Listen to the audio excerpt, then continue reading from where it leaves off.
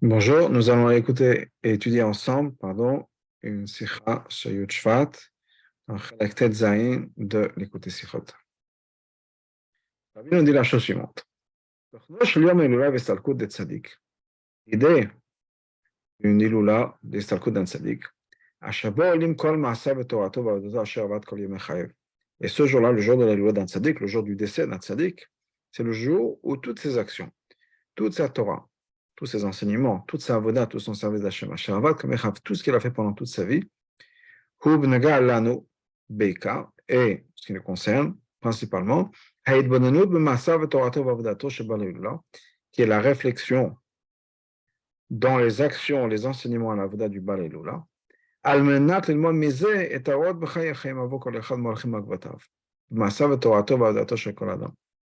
donc pour nous, ce n'est pas juste le fait que ces enseignements sont élevés, mais c'est la leçon que nous apprenons de ces enseignements dans la vie de tous les jours, pour tous ceux qui suivent dans le chemin de Tzaddik, dans ses actions, dans sa Torah, dans sa Avoda. Étant donné que chez chaque juif, il y a beaucoup de choses qui sont incluses dans toutes ses actions, toute sa Torah, toute sa Avoda qu'il a fait toute sa vie. Ça, c'est pour chaque personne. C'est la plus forte raison chez un Nassi, chez un Rabbi. Donc, donc, des fois, ce n'est pas évident de comprendre quel est le point essentiel de toute sa Avoda. Et de ce point essentiel, apprendre pour nous quelle est la leçon principale, la leçon essentielle à prendre dans notre vie. Mais, dans ce qui nous concerne, le jour de l'Aistalkut du Rabbi précédent, on a un enseignement très clair. Torato, la Torah, ses enseignements, donc c'est les enseignements, pas juste la Torah, ce qu'il a enseigné au niveau Torah, mais c'est une leçon que le Bal Elula, que la personne qui est décédée ce jour-là nous a donnée. Quelle est cette leçon-là? Mamar Diboua Matril Bati Legani. C'est le mamar qui commence avec les mots de Bati Legani. Shechak Mori Vechami Admo Balula Basmo Tzil Rabim Luyam Estalkuto, qui est un mamar que le rabbi précédent lui-même a publié pour le jour qui s'avère être le jour de son décès. Sur les deux, cette Torah-là, de ces enseignements-là, on sait quelle doit être notre réflexion principale le jour de la Ilula du rabbi précédent. Et quelle est la leçon qu'on a besoin d'apprendre, le point qu'on a besoin d'apprendre dans la Avoda, dans notre service d'Hachem, au niveau concret. Alors, qu'est-ce qui est marqué dans ce mamar de Bati Legani?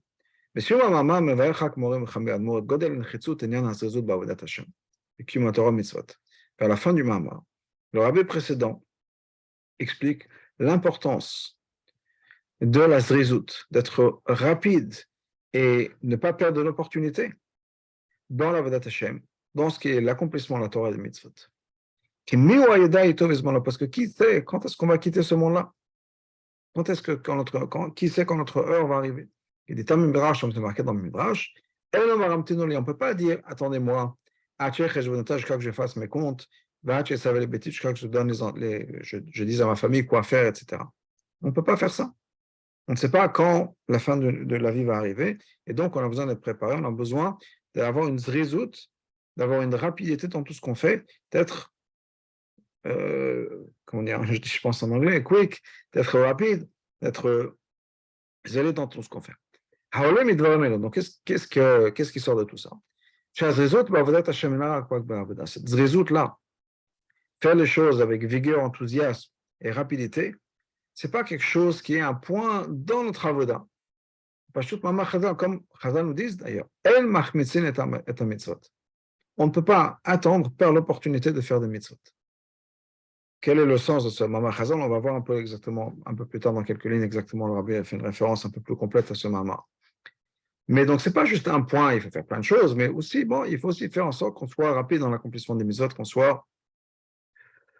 ne repousse pas. Mais ça, c'est quelque chose, cette idée de se résoudre, c'est quelque chose qui est important pour tout notre service d'achat. Sans ça, on peut tout perdre. Le fait qu'une personne ne peut pas attendre et dire attendez-moi, j'ai encore des choses à faire, C'est quelque chose qui est vrai pour chaque jour, chaque moment, toute notre vie, à la demande sur terre.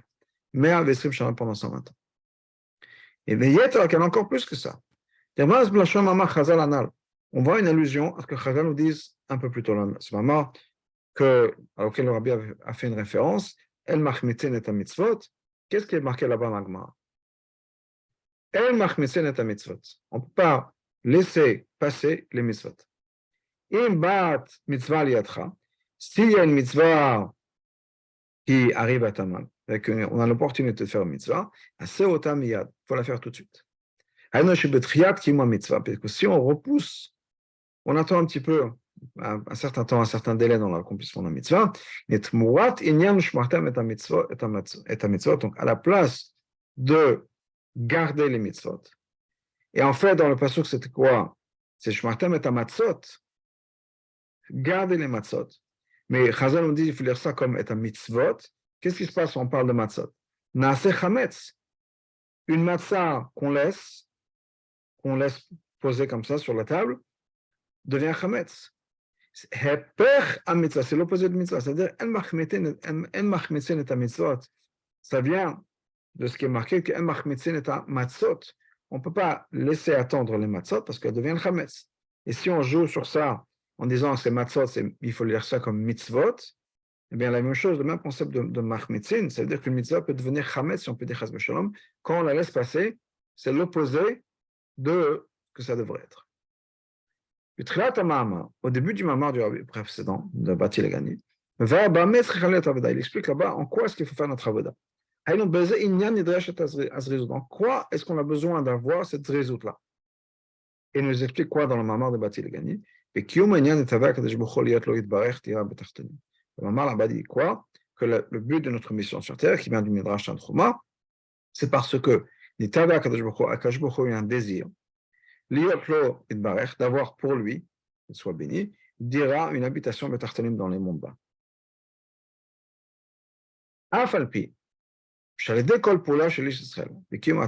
Malgré le fait que chaque action qu'on fasse dans l'accomplissement de la Torah et des mitzvot, la même chose, c'est non seulement les mitzvot, mais au-delà de ça, les choses qu'on fait, toutes nos actions doivent être faites les Shem Shemaim, pour Hachem, et encore plus que ça, dans tous tes chemins, tu dois connaître Hachem. Ça veut dire que quoi? Ça veut dire que ce n'est pas juste qu'on fait une chose, les Shem Shemaim, mais c'est ce qu'on est en train de faire, le petit déjeuner qu'on est en train de prendre. Ce n'est pas juste que je prends un petit déjeuner pour pouvoir ensuite étudier la Torah, avoir la force d'étudier ou de travailler, etc.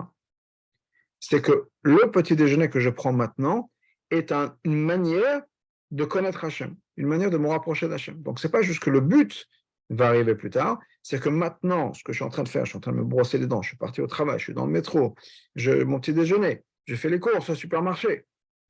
Tout ce que je fais, c'est un moment de connexion avec Hachem, c'est un moment de date. Quand on fait ça, que ce soit que ce soit qu'on fasse le Shom Shem Shemaim, que ce soit les mitzvot, la Torah qu'on fait, à chaque fois, chacune de ces choses-là révèle Hachem ici-bas. Et donc on peut accomplir ce qui est ce tava, ce désir qu'Hachem avait dans la création du monde. Mais nous dit le Rabbi, mais comme malgré tout, Mouvan, on comprend. La leçon qu'on apprend quand on arrive le jour de l'Aïloula, le jour de Yud Shvat, dans cette idée de créer une habitation pour Hachem, ce n'est pas juste pour nous encourager de manière générale à faire mieux dans la Torah Mitzvot. Mais c'est un enseignement particulier. Donc, quoi est-ce qu'on doit rester focalisé dans notre avoda, notre service d'Hachem de nos jours? Et de nos jours, on parle des jours qui sont autour de Yud Shvat. Et ça doit être fait en accord avec les actions, les enseignements et l'avoda du Balelula, du Rabbi précédent.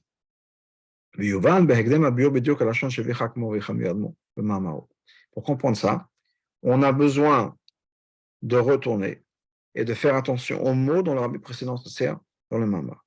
Qu'est-ce qui est marqué là-bas? Hachem a eu un désir d'avoir pour lui, qu'il soit béni, une habitation dans les mondes ici-bas. Dans cette idée de ta'ava, de désir, il y a 3 points. Aleph, que ça doit être une habitation pour Hachem. Bet dira une habitation, pas un bureau, pas un champ, pas un parc, une habitation, une maison. Et Gimel betartanim, ça doit être ici dans les mondes bas. Et on va expliquer ça. Premièrement, Aleph. Le Idbarech, ça doit être fait pour Hachem lui-même. Hadira ila tzmuto Idbarech. La maison qu'on va construire, cette habitation pour Hachem, ça doit être pour l'essence d'Hachem. L'oracle les madrigot de Rod Vegiloim, ce n'est pas juste pour les madrigot, pour les niveaux qu'on appelle des lumières, des révélations. On va expliquer ça un peu plus tard. Mais l'idée, c'est quoi? C'est qu'on parle vraiment de faire en sorte qu'on crée un espace ici sur Terre où l'essence même d'Hachem peut se sentir à la maison, peut être révélée. Et ça va être donc une manière de dire à bête, dire cette présence de l'essence même d'Hachem ici sur Terre. Et là, ce n'est pas juste quelque chose qui va être pas permanent, qui va être temporaire. Et la c'est une habitation, mais quelque chose qui est fixe et permanent. Donc on a besoin de révéler Hachem et de faire en sorte que cette révélation ne soit pas une révélation qui va être temporaire, comme par exemple ça l'était au moment de Har Sinaï, où Hachem était révélé ici sur Terre. Mais ça a duré quelques moments. Là, on parle d'une révélation qui va être une révélation permanente. Et Gimel Betartanim, où est-ce que cette révélation va se faire? Dans les mondes ici-bas. Hadira la cette habitation pour l'essence même d'Hachem, quelque chose qui va être fait dans les mondes ici-bas. Pas dans les mondes supérieurs, les mondes de Hatzilo, de Briad et Yitzira, mais dans le monde ici sur Terre. Et Gimel en fait, ces trois points-là sont interdépendants. Et ça, après l'intégloïm, quand il s'agit des Giloïm, c'est-à-dire quoi? On parle des madrigot, des niveaux de révélation d'Hachem, mais qui ne sont pas l'essence. Ça peut être les mondes les plus supérieurs, Oren Sof, Atzilut, mais on parle de choses qui sont des révélations d'Hachem. Afilo Giloïm Achena, même les révélations les plus élevées. Étant donné que ce sont des choses qui existent, mais qui ne sont pas l'essence d'Hachem. Et non seulement ça, ce n'est pas juste une révélation d'Hachem en disant automatiquement, parce que cette révélation qui va être révélation de l'essence d'Hachem qui brille, mais c'est quelque chose qui a été voulu par Hachem. Voulu par Hachem, ça veut dire quoi? C'est quelque chose qui peut exister, qui peut ne pas exister. Je veux juste rajouter un point sur le Ratson, par exemple.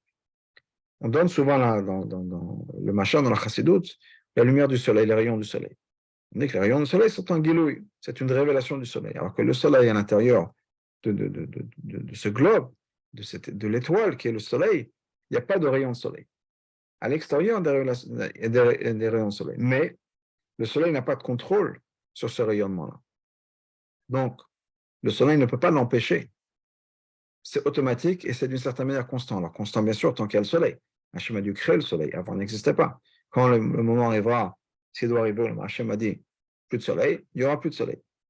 Mais entre-temps, pour l'instant, la révélation du soleil, quelque chose qui est le rayon soleil, c'est quelque chose qui est obligatoire dans le sens où pour le soleil, il n'a pas de contrôle sur ça. Quand on parle d'une révélation qui est Beratson, ça vient rajouter, mettre l'accent encore plus sur le fait que ça peut être, ça peut ne pas être. Comme par exemple la parole. Une personne peut révéler ce qu'elle a en tête ou bien ne peut ne pas le faire. C'est-à-dire que de révéler ce que j'ai en tête, ce n'est pas quelque chose qui va être automatique. Ça peut se faire, ça peut ne pas se faire. Et donc, ce n'est pas permanent. Par définition, ça peut être, ça peut ne pas être, ce n'est pas quelque chose qui est permanent. Donc, pour revenir à ce que le rabbi disait, c'est que cette révélation, c'est toutes les révélations, quelles que soient les révélations, d'une révélation les plus hautes aux plus basses, des révélations qui sont premièrement révélées, donc ce n'est pas l'essence d'Hachem, donc elles n'ont pas besoin d'être là, ce n'est pas nécessairement là, dans le sens où Hachem a dû les créer. Et deuxièmement, c'est une révélation qui est volontaire. Donc ça vient renforcer encore plus cette idée que les révélations ne sont pas essentielles. Elles peuvent être là comme ne peuvent ne pas être là. Et donc, on ne peut pas avoir quelque chose qui va être permanent, créé par quelque chose qui lui-même n'est pas permanent, quelque chose qui est temporaire parce que ça a dû être créé, et ça peut s'arrêter à n'importe quel moment. Les fiches parce que l'existence de toute révélation, parlons du monde Atzilut, l'existence du monde Atzilut, ce n'est pas une vraie existence, mais ça de par elle-même. Ça a dû être créé par Hachem, c'est une révélation qui a été mise en place par Hachem. Avant la révélation du monde Atzilut, ça n'existait pas. Quand, si Hachem décide de ne pas se révéler dans le monde de Atzilut, ça s'arrête. Donc on ne peut pas parler de permanence comme quelque chose qui est complètement dépendant, quelque chose qui peut être ou ne pas être. Il n'y a pas de permanence. On est toujours dans l'incertain, dans l'incertitude. C'est une existence ou, pour prendre des mots dans l'halakha, chez il y a le briato et non chez un changement et qui peut revenir à l'étape d'avant. Ce n'est pas un vrai changement. Donc, toute l'existence des mondes sont un changement, mais qui ne sont pas un changement essentiel. Essentiel, je pense, dans le sens où ça a besoin d'être là. La seule existence qui est essentielle, qui est là, et qui est là de manière permanente, est l'essence d'Hachem. Tout le reste, ça a eu un début. Et ça peut s'arrêter à n'importe quel moment. Et donc, ce n'est pas quelque chose qui peut être bekfiyut. Mais kevan, shishnak daram suyem et lemetiutam. Étant donné que maintenant, ce sont des choses qui ont une certaine définition, des certains paramètres à leur existence. Donc, ça peut exister uniquement dans un endroit, dans un espace, qui peut contenir cette révélation. Les révélations du monde Atzilut ne peuvent exister que dans le monde Atzilut. Dans le monde de Bria, on ne peut pas avoir ces révélations. Par contre, dans les Tartonim, dans les mondes les plus bas, il n'y a aucune possibilité de révéler le divin. C'est impossible, si on peut dire, quand il y a une révélation d'Hachem. Le monde n'est pas fait pour une révélation d'Hachem. Maintenant, si on passe à l'essence même d'Hachem, et l'essence d'Hachem, qu'est-ce qui se passe là-bas? Ce n'est pas quelque chose qui peut être révélé ou peut ne pas être révélé. C'est quelque chose qui transcende, qui dépasse le concept même de changement. Révélé ou pas révélé, un début ou pas de début. C'est une existence qui vient directement de l'essence d'Hachem. Alors, comment est-ce qu'on révèle ça? Quand on parle d'une révélation au niveau de Hatzmut, de l'essence d'Hachem, c'est une manière de dira, c'est une manière de permanence. Parce que le monde bas qu'on connaît, le monde autour de nous, le monde physique et matériel, n'est pas quelque chose qui dépend de révélation. L'existence même de la matière provient directement de l'essence d'Hachem. Aucune autre madriga ne peut créer quelque chose qui va être l'opposé du divin, comme le monde nous apparaît. Parce que tout ça, ce sont des gilouim, des révélations d'Hachem, et la révélation d'Hachem, c'est dans la positivité.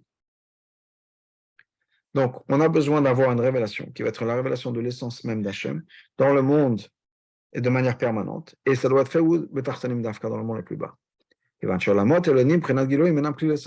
Parce que les mondes les plus hauts, ce sont des mondes de la révélation. Et dans la révélation, on ne peut pas révéler l'essence d'Hachem. Parce qu'en fait, c'est quoi? C'est une intensité moindre qu'une révélation qui est avant. Dans le monde de Bria, par exemple, qui est un monde spirituel, il y a une révélation d'Atzilut, mais filtrée. Donc c'est Atzilut moins, une madriga plus basse. Et on ne peut pas révéler les madrigas de Atzilut dans le monde de Bria, tel quel. Parce que quand il s'agit d'une révélation, une révélation doit être en fonction de ce qu'on essaie de révéler. Davka betartonim, et Davka dans les mondes les plus bas. Mais makom shena gilou menokayim, là où il n'y a pas de révélation, celle-là, on va faire une révélation de l'essence même d'Hachem. Pour donner un autre exemple, un exemple qui est aussi ramené dans la Chassidut. On dit pourquoi est-ce que les parents aiment tellement un enfant, un nouveau-né? Pourquoi est-ce qu'on a tellement d'amour pour un petit bébé, plus que pour un enfant plus développé? Alors que l'enfant plus développé, il parle, il peut avoir des bonnes notes à l'école, il peut se comporter comme il faut, il peut donner à ses parents du nachat, d'avoir quelqu'un, un enfant qui étudie, qui fait les mitzvot, etc., qui va dans le chemin dans lequel on est éduqué. Là, au moins, on a un retour. Alors qu'un bébé qui ne fait rien, à part manger et dormir, pourquoi est-ce qu'on a tellement d'amour pour cet enfant-là? Et la réponse est que c'est justement ça. Tout ce que cet enfant peut accomplir à travers sa vie, le nachat qu'on puisse avoir, la joie qu'on puisse avoir de cet enfant, c'est des giloïm. C'est quoi? Ce n'est pas l'essence même de cet enfant-là. Cet enfant, la raison pour laquelle les parents aiment leur enfant, c'est parce que c'est leur essence même. De la même manière qu'Hachem aime le peuple juif. C'est notre essence. Une fois que le bébé a grandi assez pour pouvoir nous donner, être une source de nachat, une source de joie, on perd d'une certaine manière la révélation de cette essence. Parce que c'est plus juste j'aime mon enfant parce que c'est mon enfant. Non, j'aime mon enfant parce que c'est mon enfant, bien sûr. Mais souvent, c'est parce que il se comporte comme il faut, j'ai de la joie, il m'écoute, il ou elle m'écoute, des bonnes notes, il se comporte comme il faut, etc. Donc, on a un retour, mais tout ça, c'est des Giloïm, ce n'est pas l'essence de l'individu. L'essence d'un chemin, le sens de mon enfant, c'est quoi? C'est une partie de moi-même. Et ça, c'est révélé chez un enfant qui ne peut encore rien faire, qui n'est pas capable de faire quoi que ce soit. Et ça, c'est aussi un machin pour le monde d'essayer de tartonner. On est dans un monde où est-ce qu'on peut donner du nachat à Hachem?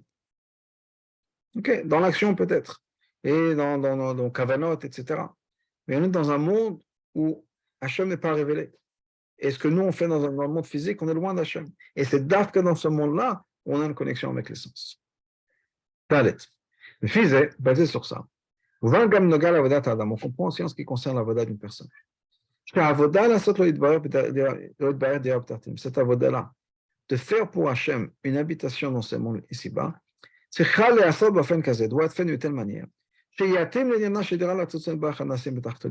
qui doit correspondre au concept de dira d'une habitation permanente pour l'essence même d'Hachem faite ici-bas. Encore une fois, on a ces trois points-là. Dira, le concept de permanence, assumption pour l'essence même d'Hachem, et ça doit être dans l'éternité. Alors, on avait dit quoi? Loïd Barer, pour l'essence d'Hachem. Ce qu'on fait, c'est être uniquement pour Hachem. C'est-à-dire uniquement pour faire la volonté d'Hachem. C'est tout. On fait ça parce qu'Hachem le veut. Pas parce qu'on va gagner quelque chose, on va avoir une récompense. Même pas pour te rattacher et connecter avec Hachem. On ne fait pas ça pour avoir une connexion avec Hachem. Même pas pour que la personne qui fasse ce qu'il est en train de faire, le fasse pour accomplir ce que Hachem le veut.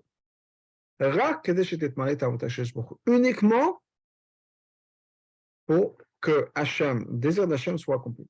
Même pas pour moi, que moi je puisse être l'outil qui va servir à faire en sorte qu'Hachem ait ce qu'il veut. Non, ça ne m'intéresse même pas. Je n'ai rien à gagner de ça et je ne veux rien gagner de ça. La seule chose qui m'intéresse, c'est de faire la volonté d'Hachem. Ça, c'est l'idée de Loïd Barer. On ne fait ça que pour Hachem. Deuxièmement, dira. L'idée de dira, c'est quoi? Kviyut, une permanence. Il faut faire ça de manière permanente, constante. C'est-à-dire que la personne qui sert Hachem le fait de la même manière, de la même vigueur, la même force, de manière constante tout le temps. Il n'y a pas de changement dans sa Avodat Hachem. Un jour il est fatigué, un jour il est de bonne humeur, un jour il n'a pas de bonne humeur. Des fois ils se sont connectés, des fois ils ne sont pas connectés. Non. Parce que si on change, des fois oui, des fois non, des fois on a des hauts, des bas, c'est-à-dire qu'on n'est pas encore dans le monde de la kviyut, dans le monde de la permanence, de la constance. On est encore une fois dans la permanence, dans le sens où on est temporaire. Des fois oui, des fois non. Des fois c'est mieux, des fois c'est moins mieux. Et troisièmement, ça doit être fait de manière qui sont les tartonim, c'est-à-dire avodas chalo bekar binyanim tartonim. La avodas doit être d'afka dans les choses qui sont basses. Hen benegal la Torah, c'est vrai en fonction de la Torah.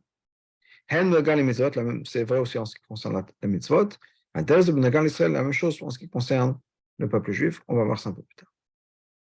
Donc, c'est-à-dire quoi? Il y a 3 points, encore une fois. On avait parlé avant dans le Inyan, qu'on a besoin de faire un dirab tartin pour Hachem, d'Afka dans ce moment-là. Et ces 3 mêmes points reviennent dans ma avoda.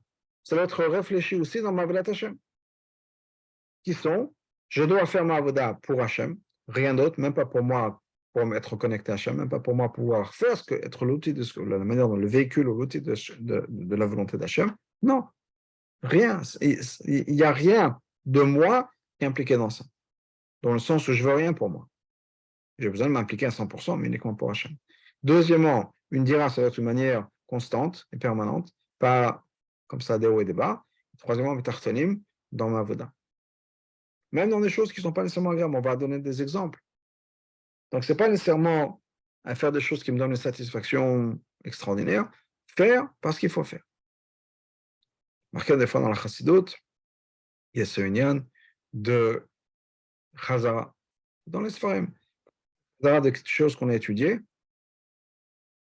Alors, c'est plus difficile. Pourquoi? Parce qu'on n'apprend pas de nouvelles informations. Quand on apprend de nouvelles choses, il y a un certain geschmack, un certain plaisir. Chazara, c'est vraiment quelque chose qui est difficile pour beaucoup parce qu'on n'apprend pas de nouvelles informations. C'est juste revoir ce qu'on a déjà appris. C'est une idée de dire ah, ce n'est pas parce que j'ai un geschmack dans ça, c'est uniquement parce qu'Hachem l'a demandé. Kacher, Vav Gimel Yanmul Bavdat Adam Tloim Zebez. Et de la même manière qu'on avait dit que ces trois concepts sont interdépendants, dans notre Avoda aussi. Les trois sont liés. Kacher Avdato Shel Mosech Metziuto. Quand on fait mon service pour moi, quand j'ai quelque chose à gagner, quelle que soit la madriga, même si la madriga, c'est quoi? Je veux faire ça pour être connecté avec Hachem. Ou même encore plus que ça, encore plus élevé. Je veux faire la volonté d'Hachem. Et là, chez Mourav, mais je vais être la personne qui va accomplir la volonté d'Hachem. Donc j'ai encore un intérêt personnel quelque part. Si c'est ça, il peut y avoir des changements dans ma Avodat Hashem. En fonction des sentiments d'amour, de dvekout, de connexion avec Hachem que j'ai à ce moment-là.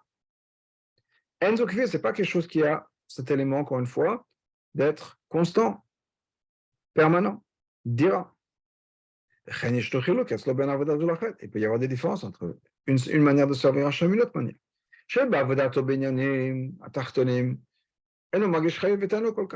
Parce que quand on s'occupe des choses qui sont basses, on a moins de plaisir, on n'a pas de geschmack, on n'en profite pas tellement.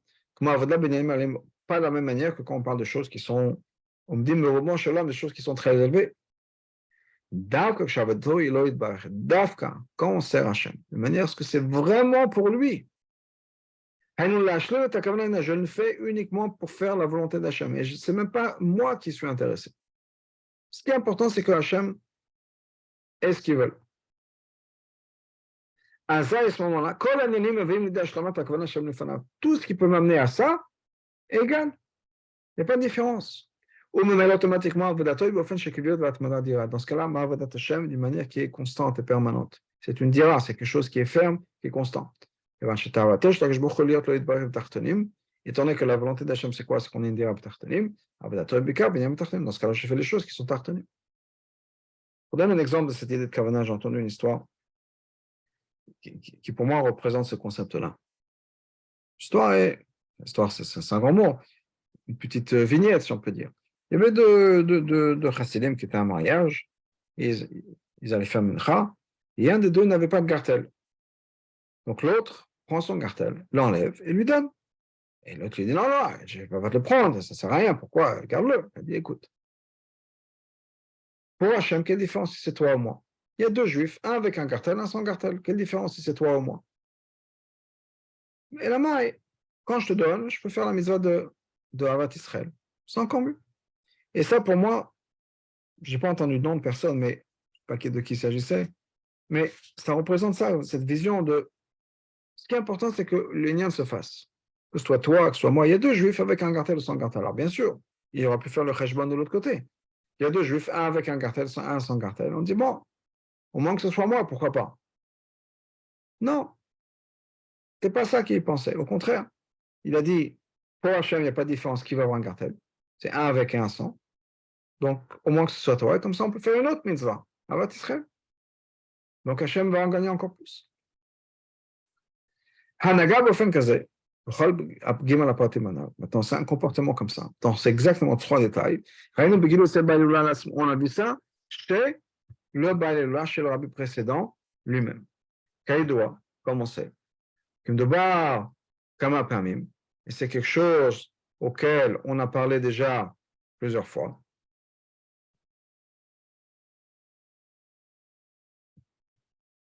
Le travail du rabbi précédent était en répandant la Torah et en renforçant le judaïsme. C'était une longue chaîne et une longue continuité d'un comportement de Mesirut Nefesh. Le rabbi précédent est une vie entière basée sur Mesirut Nefesh pour le peuple juif et sur Avodat Hashem. Comme le rabbi précédent lui-même le dit dans le Ma'amar, le mal quelque chose qui dépasse complètement la raison. Ce travail-là, ce service d'Hachem de Mesirut Nefesh. Une personne ne peut pas faire ça pour une récompense spirituelle. Le Shem Shlemut Metziuto, bien pour accomplir l'accomplissement de sa vie en se disant, bon, je vais me sentir que quand je quitte ce monde-là, j'ai fait ce que j'avais à faire. Non. Même pas pour être connecté avec Hachem. La racle, c'est uniquement pour Hachem. Son existence personnelle n'existe pas. Ou Bifrat, en particulier. Quand on sert Hachem, d'une manière comme on voit chez le rabbi précédent, qui a donné sa vie, littéralement, pour renforcer la Torah et les mitzvot. Qui plutôt, littéralement, il a donné sa vie, il était prêt à donner sa vie pour ça. Pour étendre la Torah et renforcer le judaïsme. On sait que dans les années de Russie, par exemple, le rabbi était arrêté, torturé, pour exactement ça, Abassat Torah, pour répandre la Torah et renforcer les mitzvot. Il a été prêt et il a mis sa vie en danger, le poil mamash. Et on le sait, on a vu les documents après, du KGB, etc., le KVD à l'époque, ils étaient prêts à Chaz Shalom finir la vie du rabbi précédent. Le rabbi précédent le savait très bien. Mais tant qu'il faisait cette force-là, cette manière de Mesiut Nefesh, c'est quelque chose qui était constant, permanent chez lui pendant toutes les années de sa Nesiut, pendant toutes les années où il était le rabbi. Il a eu toutes les sortes de Mesiut Nefesh à travers sa Nesiut. On a quelque chose qu'on a expliqué longuement, que la différence entre les 3 périodes de 10 ans, les 3 décennies, pendant l'Ensiout du rabbi précédent ici sur Terre. Et que quelle que soit la manière dont il fallait servir Hachem pendant cette décennie, il a eu une Mesiut Nefesh avec une force et un courage égal, quelle que soit la période. Et les périodes étaient divisées en 3. Il y a eu une décennie à peu près en Russie. En Russie, la décennie pendant cette période, c'était quoi? C'était se combattre contre le communisme, qui voulait arrêter, empêcher le judaïsme. Il y a des gens qui voulaient, mais les communistes voulaient l'arrêter. Donc, c'était se battre pour créer des chadarim, des écoles, des mikvaot, la shrita, etc., etc. Ensuite, pendant 10 ans après, c'était plus ou moins, et c'était dans des communautés où on était libre de faire la Torah et le mitzvot, des communautés qui étaient souvent des communautés religieuses, mais là, il fallait répandre la chassidoute dans des communautés chassidoute Chabad, dans d'autres communautés, chez d'autres chassidim. Et c'était une autre avodah de Mesiut Nefesh. Ensuite, les 10 ans aux États-Unis, où là-bas, c'était un pays où les gens n'étaient même pas intéressés. Il fallait vraiment créer tout du néant, tout ce qui est le judaïsme, etc., à partir de zéro, pour pouvoir ensuite bâtir le judaïsme qu'on connaît maintenant aux États-Unis. Mais à l'époque, il n'y avait rien. Donc, c'était à chaque fois des travaux complètement différents. Et malgré tout, le Mesiut Nefesh du rabbi précédent était la même à chaque fois. Et ce que le rabbi nous dit, c'est que, pas dans cette sikha, dans les autres sikhot que le rabbi parlait, c'est que, de manière naturelle, chaque personne a son projet, son bébé, si on peut dire, là où il se sent mieux. Il y a des gens, même parmi les shluchim, qui sont plus proches des gens qui ne sont pas religieux. Pour eux, leur shlichut, c'est quoi? C'est rapprocher d'être mekarev des gens qui ne sont pas religieux. D'autres personnes, c'est donner des shurim de Torah, vivre dans le monde des yeshivot, des kollel, donner des shurim de chassidut, etc.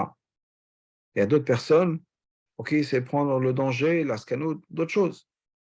Il n'y a pas beaucoup de personnes qui peuvent dire, moi, il est partout également. Il y a des gens qui, de la même manière qu'un shliach va donner un shiur profond de Youn dans la Gemara, ou un shiur d'Ain Bet, de la chassidut la plus profonde, à d'autres personnes en yeshiva, ou bien aller voir d'autres chassidim d'autres groupes, pour leur apprendre et partager avec eux chassidut Chabad, etc. Donc il y a des gens qui sont shluchim plus dans un monde religieux, des gens qui sont shluchim dans un monde qui n'est pas religieux. Chacun a sa mesiut nefesh. Les gens pour qui c'est des shluchim, pour leur shluchut à eux, c'est quoi? C'est d'organiser des choses. C'est difficile d'avoir une personne qui est capable de tout faire. Chez l'arabie précédent, on voit cette même mesiut nefesh dans tous les domaines. C'est-à-dire, chez nos safs, à part le fait שעצם העבודה דמסירות נפש, cette avoda de Mesirout Nefesh, ce n'est pas quelque chose qui était temporaire. Elle a c'est quelque chose qui était permanent, constant, sans changement. Parce que c'est une avoda qui est venue chez le précédent de l'essence même de sa neshama. Chez le Mala Mishnu, quelque chose qui dépasse complètement la possibilité de changer. Mais il y a plus que ça. Ce n'est pas juste que le rabbi précédent n'a pas changé. C'est quelque chose qui vient, qui va être révélé dans sa Mesirout Nefesh. Que toutes les différentes sortes d'avoda, dans un monde religieux, dans un monde anti-religieux, dans un monde très religieux, il a eu la même Mesirout Nefesh. Et même si c'est le fait qu'il s'est impliqué dans ça, à répondre à la Torah et les mitzvot, à répondre à la chassidut, c'était dans tous les domaines, pardon, mais quand le makom malgré tout, on a vu quelque chose de particulier chez lui. Donc même s'il y a eu Mesirout Nefesh partout, mais il y avait des points essentiels, et c'est ces points essentiels qu'on va reprendre, nous dit le Rabbi, dans notre enseignement, ce qu'on doit apprendre de Yud. Premièrement, Aleph, c'est d'où Ketot Veshorim Kadomé l'ilmon Halakha le Maaseh Shem Rabbanut. Le frère décrit avec le Rabbi précédent a investi énormément à créer des shorim, des groupes d'études, des chavot, etc., pour apprendre Halakha le Maaseh pour être des rabbanim. De faire en sorte que les gens puissent connaître la Halakha. Almenat Lamid Moré pour avoir des rabbanim qui puissent être Moré, qui puissent être des rabbanim qui disent aux gens qui répondent à des questions. Mais une fois qu'il a formé ses rabbanim, ses rabbins, les envoyer dans des communautés à travers le monde. Ça, c'était une chose. Deuxièmement, faire en sorte que les gens soient impliqués dans les mitzvot, dans l'action, parmi tous les juifs. Il a fait ça avec des actions. Pas qu'il a parlé, il a écrit des lettres. Shlichat Moalim, le rabbi précédent envoyé des gens pour construire un mikveh, pour faire une brit mila. Ce n'est pas juste dans la théorie. Dans la pratique, il était là pour soutenir et pour s'investir dans les mitzvot pratiques. Pas juste donner des shiurim qui restent dans la théorie, construire des mikvot, s'impliquer dans la shrita, s'impliquer dans la mila, etc. Troisièmement, binat chinuch atarat kodesh, l'étude, l'enseignement de la Torah aux petits-enfants. Ils sortent khadarim, de créer des khadarim, d'envoyer des professeurs, etc. Tout ça, ce sont des choses qui représentent les tartonim dans la Torah. Et le rabbi précédent s'est impliqué dans ces tartonim. Hasbara, vous avez l'explication. Dans l'étude de la Torah, il y a plusieurs manières d'étudier la Torah. Il y a l'étude de la Torah comme elle est même au ciel, chez Hachem, dans les Shiva d'Hachem, les Shiva Bedin Shelma, la Shiva qui est en haut. Et ensuite, il y a la Torah qu'on étudie ici sur terre. Même dans ça, il y a plusieurs niveaux. Ou bien, par exemple, il y a une étude qui est faite juste pour étudier. On étudie, on a un mérite. Yagdil Torah veut dire pour agrandir, élargir la Torah. C'est-à-dire, on étudie. Par exemple, il y a des halachot qui ne vont jamais se passer. Dans la Torah, on parle de la mitzvah de Ben Soré au Moré, le fils qui se révolte contre ses parents. Et Chazal nous dit que c'est quelque chose qui n'a jamais arrivé, qui ne va jamais arriver. Impossible d'arriver. Pourquoi est-ce qu'on étudie ça? Il y a que la Torah vient dire, pour rajouter dans la Torah. Mais il y a aussi une étude, l'imoud de la Suke Shmat Aliba del Chata, pour pouvoir arriver à la conclusion d'une étude au niveau de l'Allah. Et de manière générale, c'est la différence entre les lyonim de la Torah, les parties supérieures, les mondes supérieurs de l'étude de la Torah, et les mondes inférieurs de l'étude de la Torah. Puisqu'on parle de Dira B'Tartanim. Quand une personne étudie la Torah avec un corps, avec une chayut, avec une vitalité, une énergie, d'une manière à ce qu'il étudie la Torah pour agrandir la Torah, même si ce n'est pas pour agrandir la Torah, en tout cas, il n'étudie pas ça pour mettre en application ce qu'il étudie. Donc, qu'est-ce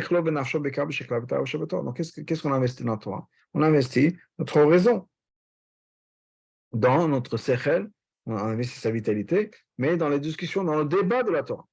C'est quoi le geshma qu'on a à ce moment-là, la vitalité, l'énergie, le plaisir qu'on prend? C'est d'en comprendre la Torah. Ça reste un plaisir intellectuel. Mais quand on étudie la Torah, avec l'idée qu'on va apprendre une souga dans la Gemara, pour arriver à comment est-ce qu'on est posé avec la halakha. Alors, ce moment-là, de quoi est-ce qu'on est impliqué? Pas juste dans le débat intellectuel de la Torah. Les dahora, mais c'est pour apprendre quelle est la leçon, comment est-ce qu'on applique ça dans la vie de tous les jours. La même chose en ce qui concerne l'action, faire les mitzvot. Arrêter quelqu'un dans la rue en disant de mettre les tefillin, pas lui faire une conférence, qu'il fasse une action. Non seulement le fait que d'abord on parle ici de quelque chose qui est dérab tartonim par rapport à l'étude de la Torah. Mais ça, c'est, il y a le concept de la mitzvah comme il est dans la Torah. Par exemple, quand Chazal nous dit que toute personne qui étudie les lois du Korban Ola, c'est comme s'il avait un Korban Ola. On voit que des fois, quand on ne peut pas faire une mitzvah concrètement, on peut étudier la Torah de cette mitzvah-là. Et là, mais c'est comme si on avait, c'est pas la même chose, c'est comme si. Donc, il y a un avantage de faire l'action, de faire le korban. Par exemple, on parlait de korban ola, de le faire par rapport à juste étudier la Torah qui est reliée à ça. Donc, il y a une différence entre l'action et l'étude de la théorie, si on peut dire. Maintenant, même dans l'action, il y a le concept, la partie kavana de la mitzvah. Par contre, à l'époque du Beth Amikdash, quand il y a un juif qui arrive, un juif qui ne connaît rien à l'achvat des korbanot, il se repose 100% sur le Kohen, à marquer le Kohen qui va amener le korban. Bien sûr, le Lévi qui va participer, le Israël qui va participer. Par ça, il a accompli la mitzvah d'amener un korban. Par l'action. Voilà, tu tout à plus en détail. L'action, la partie action dans une mitzvah, et la partie tartonée, la partie basse de cette mitzvah, par rapport à la dibosh mitzvah, par rapport à la parole, l'étude de la Torah liée à cette mitzvah, et Taraken encore plus certainement, les gabé kavanat à mitzvah, par rapport à la kavanat de la mitzvah dans notre pensée. Donc la même chose quand il s'agit d'enseigner la Torah. Enseigner la Torah aux enfants de l'âge de l'école. En particulier au début de l'étude, c'est-à-dire les mots Aleph Bet, enseigner vraiment le début de l'Aleph Bet. Ça, c'est le tartonim qu'il puisse avoir à travers toutes les sortes de talmid qu'on puisse avoir. Ce n'est pas la satisfaction d'avoir une conférence, un dialogue, un débat intellectuel avec des étudiants de l'âge de la Yeshiva Gdola, ou même adultes. Non, c'est vraiment une Messirut Nefesh pour apprendre, enseigner Aleph Bet, même si intellectuellement, ce n'est pas très stimulant, mais c'est quelque chose qui est le fondement de tout. Comme le Rabbi avait dit une fois sur un de ses professeurs, qui lui avait enseigné Aleph Bet, il a dit c'est le seul professeur que je n'ai pas dépassé dans l'étude, dans le sens où je ne l'ai pas encore prouvé, je n'ai pas encore déprouvé ce qu'il m'avait dit. Tous les professeurs, c'est qu'ils m'ont enseigné Chumash, Gemara. Rabbi, bien sûr, on comprend la Gemara, le Chumash beaucoup mieux que ce que ses professeurs lui ont enseigné. Mais l'Aleph Bet, mon prof qui m'a enseigné Aleph Bet, il n'y a rien qui a changé. C'est toujours le même Aleph Bet. Al-Pizé Mouvan, donc basé sur ça, on comprend.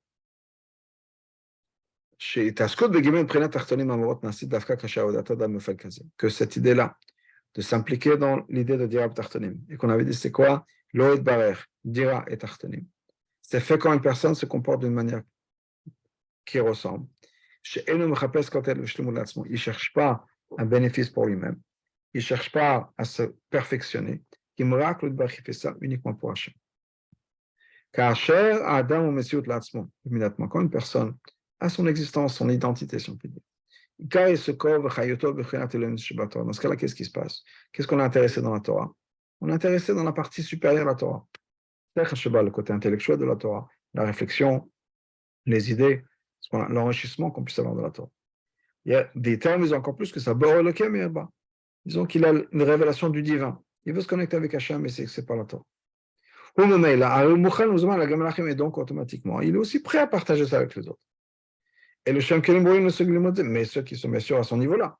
Il ne va pas enseigner des choses qui sont de manière stimulante au niveau intellectuel avec des enfants de 5 ans. que ce soit Niglé, Halakha, Gemara, etc. À plus forte raison dans ce qui concerne la Pnimut Torah, le secret de la Torah. Là, on voit clairement, on révèle Hachem dans le monde. Par contre, quand on est en train d'enseigner la Torah, et qu'on fait ça pour apprendre la halakha, c'est-à-dire le côté le plus pratique de la Torah. Ou bien l'étude de la Torah, enseigner Aleph Bet à des enfants au Cheder. Mais basé, on n'a pas de geshmak, il n'y a pas de satisfaction, il n'y a pas de stimulation intellectuelle. Le basé, c'est pas là on va trouver la révélation, la richesse qu'il y a dans la révélation d'Hachem. C'est vraiment la tartonim. La même chose en ce qui concerne les mitzvot. On peut avoir normalement naturel la chayut, l'énergie qu'on puisse avoir, l'enthousiasme qu'on puisse avoir, c'est dans la kavana. La kavana, avec la kavana la plus importante, si on peut dire, qui est de se connecter avec Hachem.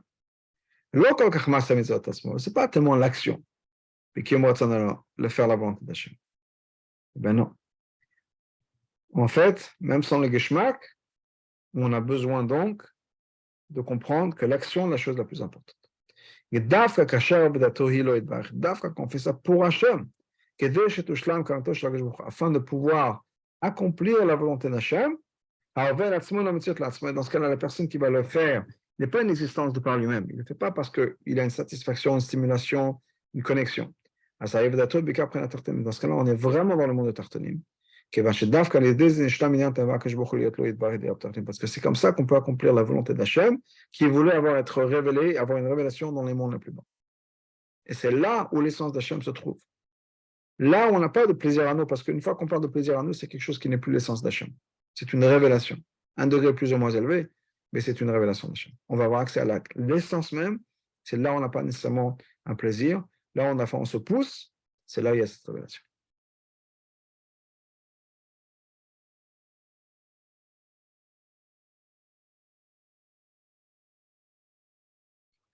De nos jours, il faut expliquer tout dans des mots très simples. Donc, de tout ce qu'on a enseigné avant, il y a deux choses qui, pour une raison ou une autre, ne sont pas comme il faut. On a besoin de les renforcer. Il y a un peu une chaluchoute, c'est un peu affaibli. Il y en a un le mot dans la khalma. La première chose, c'est d'apprendre dans la khalma. Vraiment savoir quoi faire. Oui, Mano, on voit. Hashem, Bezat Hashem, Baruch Hashem, avec l'aide de Dieu. De manière générale, il y a de plus en plus d'études de la Torah. Que ce soit le nombre de gens qui étudient Dafyomi ou Chitat avec le Chayin ou le Dvar Malchut, etc. L'étude de la Torah est quelque chose qui Baruch Hashem n'a plus. En quantité et en qualité. Mais l'étude, afin d'arriver à une conclusion au niveau de la halakha, au niveau de la pratique, c'est-à-dire une étude de quelqu'un qui va effectivement établir, créer des rabbanim. Des rabbanim qui vont être capables d'être possèques, de répondre à des questions dans toutes les 4 sections du Shulchan Aruch. En particulier dans Orachaim. Malheureusement, c'est de moins en moins de génération en génération, d'année en année et de mois en mois.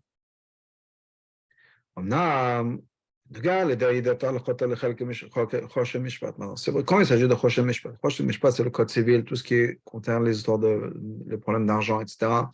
Et je te cas, on peut espérer.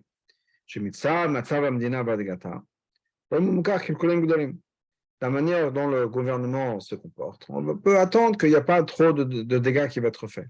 Pourquoi? Parce qu'on en est dans des mondes où il y a des halachot. Deuxièmement, donc on suit les lois, si on peut dire, halachot, c'est-à-dire au niveau des lois.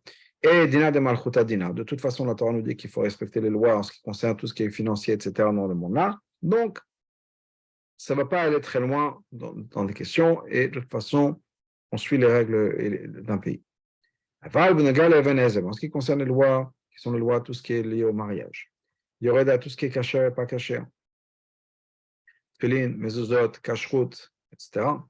À plus forte raison, dans la partie du Shulchan Aruch qu'on appelle Orachaim, qu'il habite tous les jours, שהנלכות הנוגעות בפועל ממש, c'est les halachot qui sont vraiment נוגע pratiquement, לא רק בזמנים מסוימים, pas de temps en temps, le mariage ou autre chose, une question de cacheroute dans une chalade de lait, de viande qui sont mélangés, ça n'arrive pas tous les jours.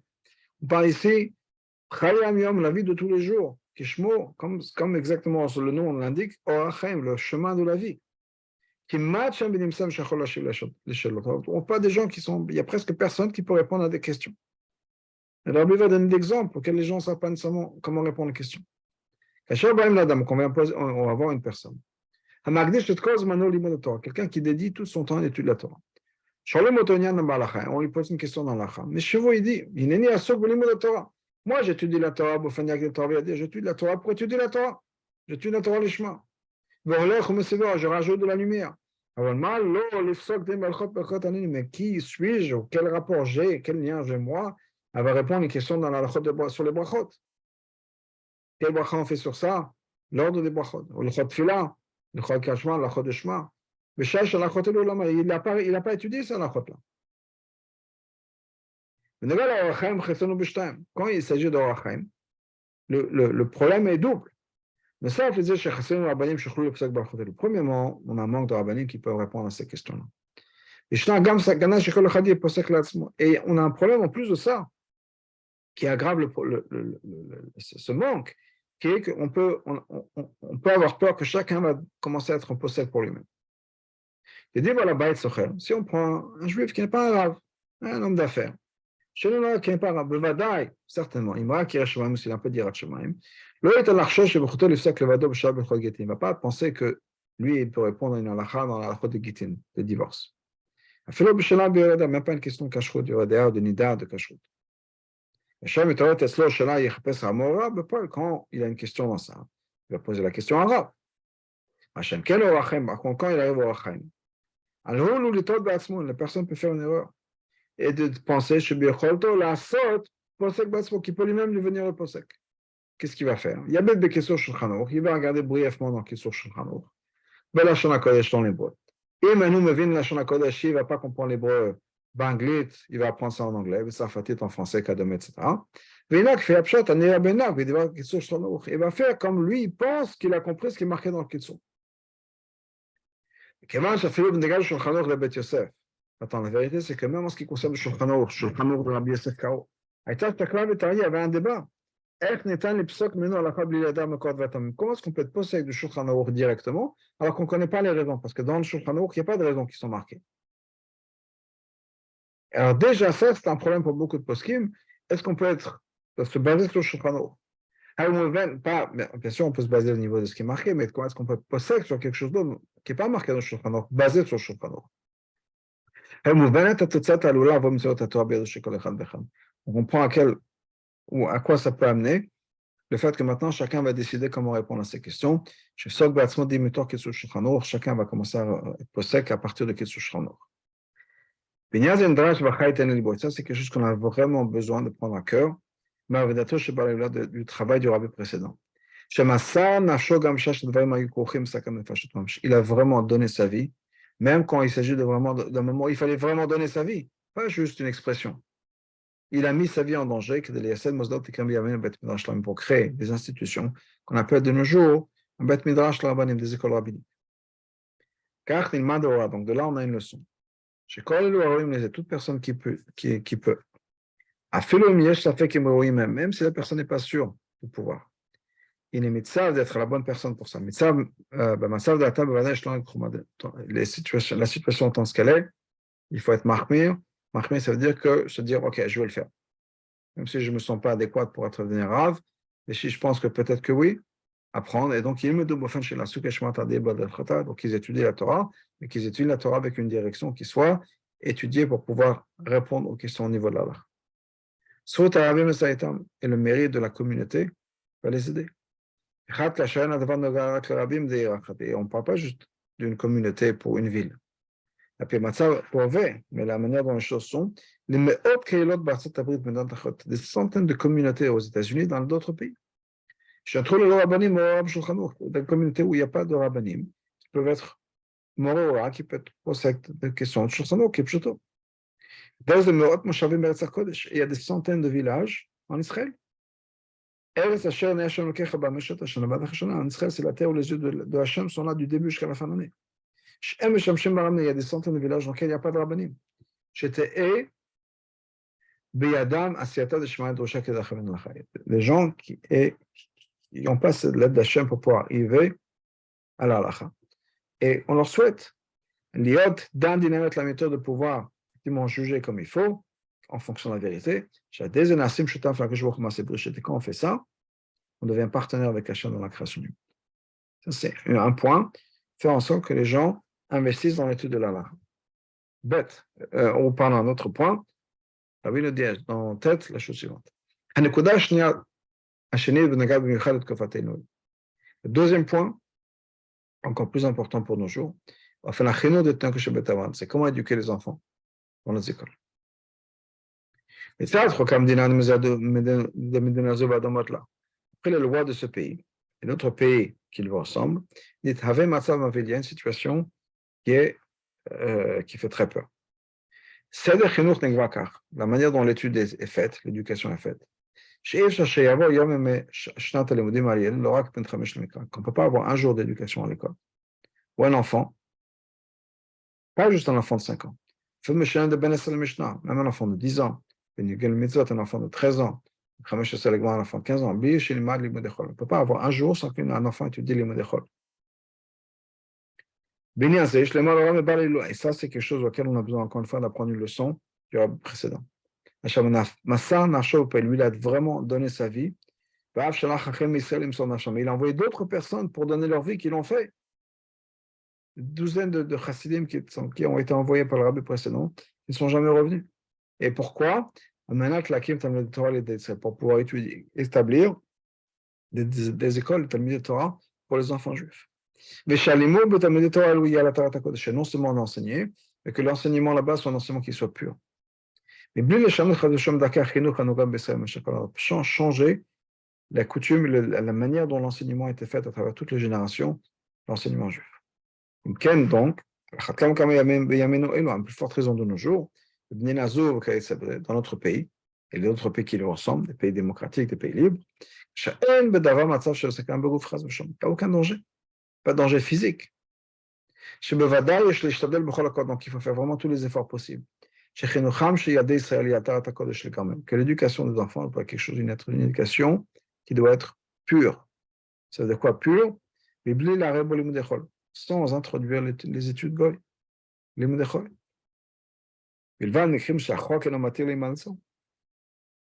À moins que la loi dans le pays ne permet pas de ne pas enseigner les moudechol. Même si la loi est on est obligé d'enseigner les moudechol, ce qu'elle va le faire au minimum. Même si les gens qui ne peuvent pas se tenir contre ce Nissaïen. Alors la méthode, la vérité. La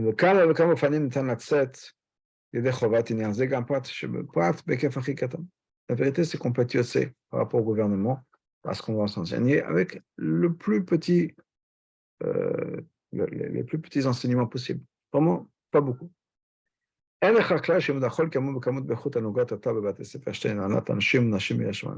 n'y a aucune raison pour laquelle il y a tellement de limud d'école qui sont enseignés, en quantité, en qualité, qu'on trouve maintenant dans les écoles juives.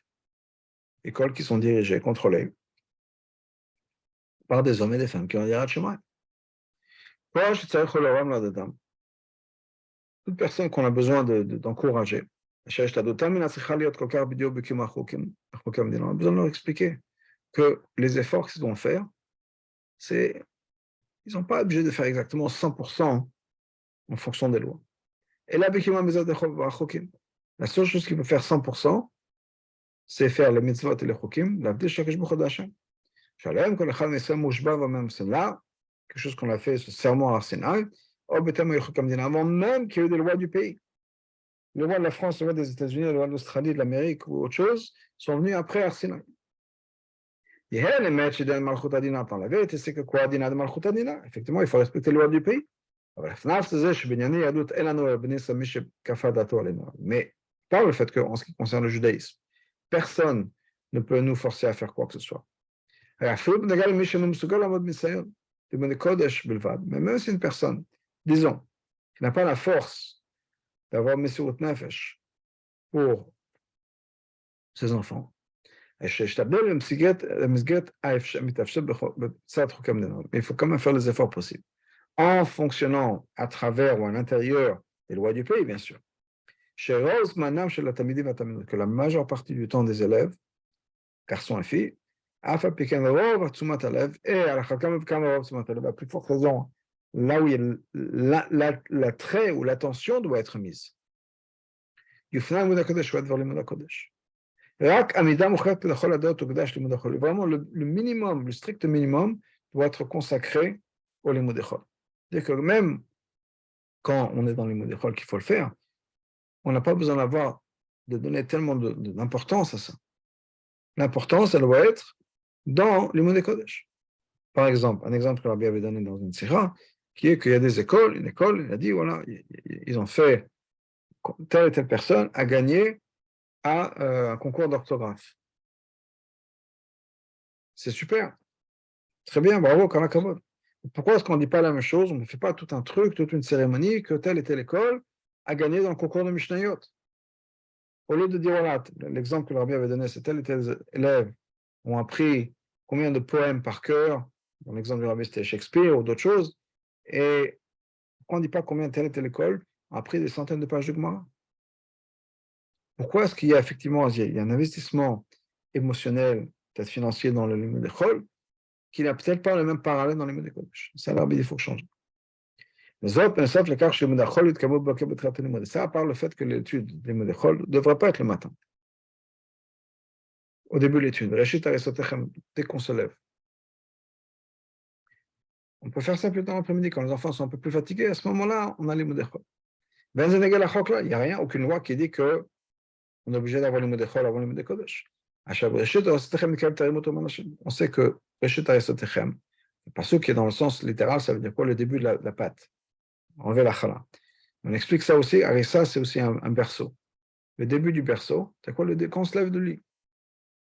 Reshit Aristotechem, Tarim Hashem. Il faut prélever pour Hashem. Enfin, on parle dans l'original, le pasuk original de la Trouma, de la chala.